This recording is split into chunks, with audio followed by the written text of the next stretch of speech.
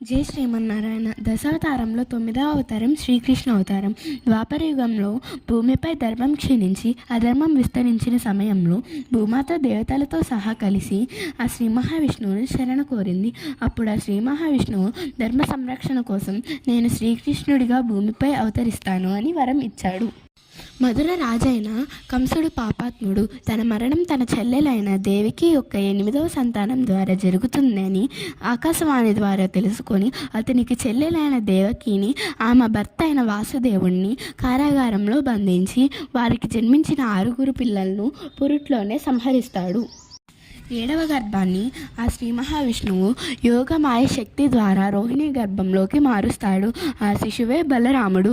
8వ సంతానంగా ఆ శ్రీ మహావిష్ణువు శ్రావణ మాసంలో వచ్చే కృష్ణపక్షంలో అష్టమి తిథి అర్ధరాత్రి వేళ కారాగారంలో దేవకి గర్భంలో నుంచి శ్రీకృష్ణుడిగా అవతరించాడు.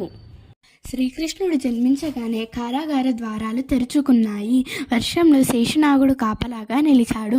వాసుదేవుడు శిశువైన శ్రీకృష్ణుడిని గోకులంలో ఉన్న తన స్నేహితుడు నందుడు యశోదల ఇంటి వద్ద ఉంచి అక్కడ పుట్టిన ఆడ శిశువు రూపంలో ఉన్న యోగమాయను తీసుకొని మధురకు తిరిగి వస్తాడు.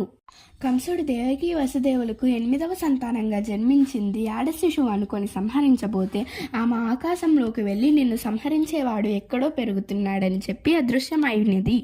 నందుడు యశోదల వద్ద పెరుగుతున్న శ్రీకృష్ణుడు గోకులంలో అనేక అద్భుత లీలలు చేసేవాడు.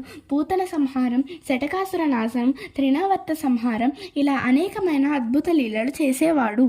ఒకనాడు ఇంద్రుడు గోకులంపై భారీ వర్షాన్ని కురిపించి గోకుల వాసులను ఇబ్బంది పెట్టాలని చూడగా శ్రీకృష్ణుడు తన చిటికన వేలు మీద గోవర్ధన పర్వతాన్ని వెత్తి గోకుల వాసులను కాపాడుతాడు. ఇంద్రుడు తన తప్పును తెలుసుకొని శ్రీకృష్ణుడిని స్తుతించాడు. యువకుడైన శ్రీకృష్ణుడు మధురకు వెళ్ళి కంసుని సంహరించి ధర్మాన్ని స్థాపించాడు. శ్రీకృష్ణుడు తన తల్లిదండ్రులైన దేవకి వసుదేవులకు కారాగార విముక్తిని కలిగించాడు. జరాసంధుడి దాడుల నుంచి యాదవులను కాపాడేందుకు సముద్ర తీరంలో ద్వారకా నగరాన్ని నిర్మించాడు. ధర్మబద్ధంగా రాజ్యాన్ని పరిపాలించాడు. శ్రీకృష్ణుడు రుక్మిణి సత్యభామతో సహా 8 మందిని వివాహం చేసుకున్నాడు.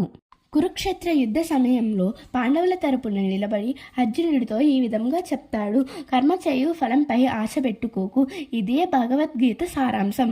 భగవద్గీత మానవ జాతికి శాశ్వత మార్గదర్శనం. శ్రీకృష్ణ అవతారంలో ఆ పరమాత్మ బాలుడిగా మాధుర్యం, యువకుడిగా ప్రేమను, రాజుగా ధర్మాన్ని, గురువుగా జ్ఞానాన్ని తెలియజేశాడు. కృష్ణావతారాన్ని పూర్ణావతారంగా పరిగణిస్తారు. అంటే దైవిక లక్షణాలన్నీ సంపూర్ణంగా వ్యక్తమైన